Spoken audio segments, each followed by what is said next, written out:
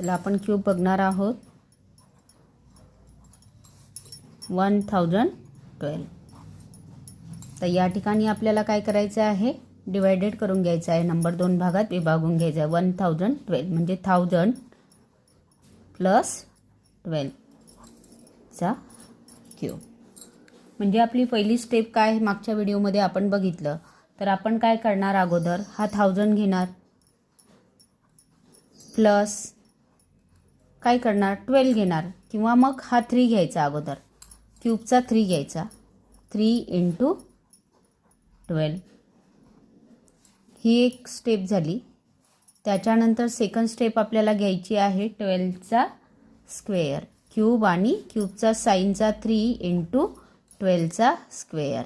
एकदा स्क्वेअर घ्यायचा आणि एकदा क्यूब घ्यायचा, नंतर येणार 12चा क्यूब. तर बघा 1000 प्लस 12 × 3 36. 3 × 12चा स्क्वेअर आला 144 आणि 12चा क्यूब आला 1728. आता बघा 1036 आपण ॲडिशन केली. त्यानंतर 3 1 जा 3 0 3 3 4 जा 12. या ठिकाणी मी लिहिणार 1 आणि इकडे लिहिणार 2.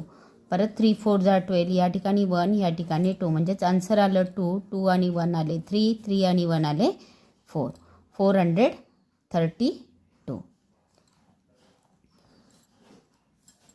आणि लास्टला येणार तुमचा 1728 जसंच तसा.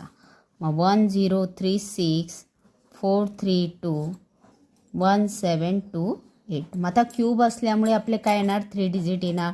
728. हा 728 केला, त्याच्यानंतर हा जो 1 आहे याच्यात ॲड होणार.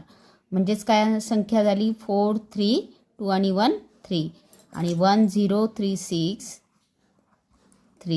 जसेच तसे येणार. अशा पद्धतीने आपला आन्सर या ठिकाणी आलेलं आहे बघा. 1012चा cube. Unit, tens, 100, 1000, 10,000, lakh, 10 lakh. आणि मग पुढचं जे आहे ते आपल्याला कंटिन्यू नंबर या ठिकाणी करायचं आहे.